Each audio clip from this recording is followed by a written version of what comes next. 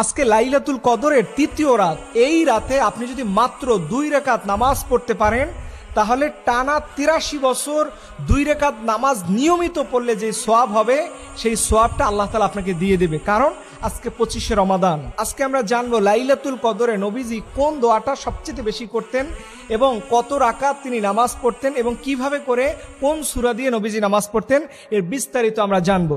যেহেতু আমি লাইলাতুল কদর নিয়ে সিরিজ আকারে প্রথম, দ্বিতীয়, আজকে তৃতীয়, তাহলে মনে রাখতে হবে নবীজি সাল্লাল্লাহু আলাইহি সাল্লাম সর্বপ্রথম এই রাতে একটা দোয়া বেশি পড়তেন। যাদের দোয়াটা এখনো মুখস্থ হয় নাই তারা আমার সাথে দোয়াটা বারবার শুনে মুখস্থ করে নেবেন। আপনারা বলবেন, আল্লাহুম্মা ইন্নাকা আফুন তুহিব্বুল আফওয়া ফাফু আন্নি। আল্লাহ আপনি ক্ষমাশীল, আপনি ক্ষমা করতে ভালোবাসেন। আল্লাহ আমার জীবনের অনেক গুনাহ হয়ে গেছে, আল্লাহ আজকের রাতে নাকি আপনি অনেককে মাফ করে দিবেন, আমাকে মাফ করে দিয়েন। এইভাবে করে আপনি দোয়াটা করবেন। এরপরে নবীজি 2 রাকাত করে নামাজ পড়তেন। রাসূল সাল্লাল্লাহু আলাইহি ওয়াসাল্লাম অনেক লম্বা সূরা দিয়ে নামাজ পড়তেন, বিশেষ করে সূরাতুল বাকারা, আল ইমরান, এই সূরাগুলো 200 আয়াতের অধিক হয়ে থাকে।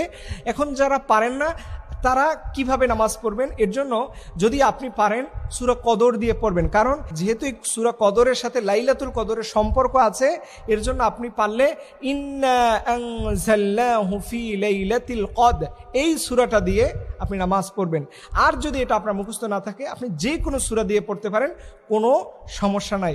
তবে মেহেরবানি করে 2 রাকাত নামাজটা পড়েন। এই 2 রাকাত নামাজ আপনার কখনো বিফলে যাবে না। আপনার আমলনামা এটা সারা জীবন সাদাকা হয়ে থাকবে, আপনার জীবনের কল্যাণ হয়ে থাকবে। আপনি কি মনে করতেছেন কোনো মানুষের পক্ষে প্রতিদিন টানা 83 বছর 2 রাকাত নামাজ পড়া সম্ভব? কারো পক্ষেই সম্ভব না।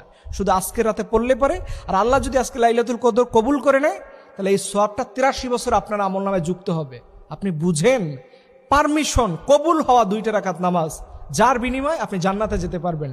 কারণ নবীজি বলছেন, ইন্না আউয়ালু মা ইউহাসাবু বিহিল আবদু বিস-সালাহ, আল্লাহ তাআলা কিয়ামতের দিনে সর্বপ্রথম নামাজের হিসাব হবে। এই নামাজের হিসাব যারা দিতে পারবে তারা জান্নাতে। আল্লাহ জান্নাতে বলবে আজকে একটা সেজদা দাও, যারাই সেজদা দিতে পারবে তারা জান্নাত। সো এই দিনটাকে কেউ মিস করেন না।